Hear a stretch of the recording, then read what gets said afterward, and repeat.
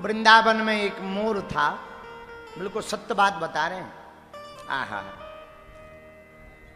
श्रीधाम वृंदावन में एक मोर, जानते हो मोर, जानते ना? हाँ, मयूर।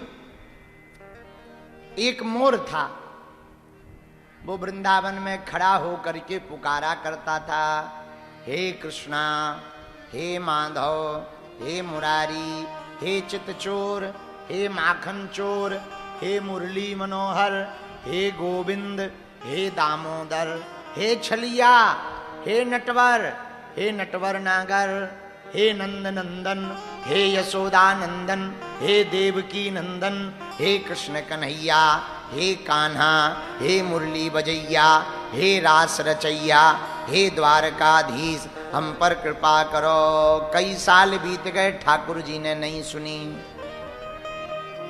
रोने लगा बेचारा, आंखों से आंसू आ गए। श्री ठाकुर जी ने दर्शन नहीं दिए। जब उसको मन उसका खिन्न हो गया, आंखों से आंसू आने लगे, एक महात्मा मिल गए। भैया क्या बात है, क्यों रो रहे? महाराज बहुत साल हो गए, आज तक ठाकुर जी के हमको दर्शन नहीं भये। क्या बताएं, अब तो लग रहा है कुछ दिनों में मर जाएंगे और जन्म ऐसे ही चला जाएगा, बिना ठाकुर जी के दर्शन किए ही हम मर जाएंगे। बस यही मन में पीड़ा है, ठाकुर जी को बिना देखे मर जाएंगे। महात्मा बोले, भैया तू पागल है, एक काम कर, ठाकुर जी को पाना चाहता? हाँ महाराज, एक उपाय है। बोले महाराज बताओ क्या? बोले वृंदावन के टीले पर बैठ जा, और अगर ठाकुर जी को पाना चाहता है तो टीले पर बैठकर कृष्ण कृष्ण मत रट, टीले पर बैठकर राधा राधा रट, देख कृष्ण कन्हैया तुझे प्राप्त हो जाएंगे। हा, महात्मा की बात उसने मान ली। वो मोर वृंदावन के टीले पर बैठ गया और बड़े पंख फैला फैला कर पुकारने लगा, राधा राधा राधा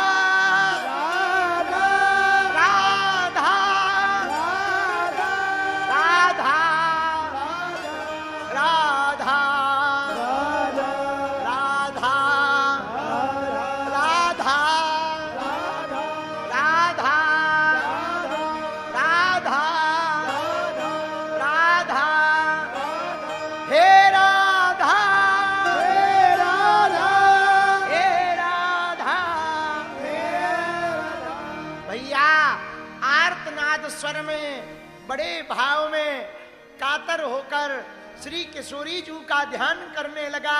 नेत्र सजल हो गए, आंखों से आंसू बहाने लगा, नेत्रों से जल बहने लगा, और पंख फैला फैला कर वो मयूर ऊपर बैठा हुआ टीले पर राधा राधा राधा राधा राधा राधा, हे बरसाने बारी, हे किशोरी जू, हे वृषभान दुलारी, हे लली जू, अब कृपा करो, अब कृपा करो, अब कृपा करो। ठाकुर जी नंद भवन में बैठे हुए गैया चराकर सांझ के समय आए थे। माँ यशोदा मैया मक्खन लेकर के आ रही थी। यशोदा मैया के हाथ में मक्खन का लौंदा था। श्री ठाकुर जी के कानों में आर्तनाद स्वर जब उस मोर का राधा राधा का पहुंचा, श्री नंद नंदन यशोदा नंदन देवकी नंदन चितचोर माखन चोर मुरली मनोहर छलिया गिरधारी बनवारी कृष्ण कन्हैया बनचंद्र श्री बांके बिहारी लालजू के कानों में जब राधा राधा का नाद पहुंचा, ठाकुर जी से रहा नहीं गया, मक्खन का लौंदा किनारे कर दिया। मैया से बोले, मैया मैं अभी आता हूं, और दौड़े दौड़े जा करके टीले पर बैठे हुए मोर को, मयूर को गले से लगा लिया। हमारी किशोरी जू का नाम लेते हो, हमारी प्रिया जू का नाम लेते हो, गले से लगा लिया। और इतना ही नहीं, मोर के पंख को उठाकर अपने मस्तक पर धारण कर लिया। अरे तुमने हमारी श्री किशोरी जू का नाम लिया, हमारी श्री वृषभानु लली जू का नाम लिया, हमारी श्री प्रिया जू का नाम लिया, हमारी ठाकुरानी जू का नाम लिया, हमारी इस ब्रज की रानी का नाम लिया। आज के बाद हमारे श्रृंगार में तुम्हारे मोर का पंख हमेशा हमारे मस्तक पर रहेगा। उस मोर के आंखें नेत्र सजल हो गए, आंखों से जल बहने लगा, वो फूट फूट कर रोने लगा और कहने लगा, धन्य है बरसाने वाली की कृपा। कृष्ण कृष्ण कहते कहते मरने वाले थे, कृष्ण कृष्ण कहते कहते बुढ़ापा आने वाला था, कृष्ण कृष्ण रटते रटते जीवन चला जा रहा था, पर दर्शन नहीं हो पा रहे थे। धन्य है बरसाने वाली की कृपा। एक दिन नाम क्या लिया, कृष्ण कन्हैया दौड़े हुए चले आए, दौड़े दौड़े, राधा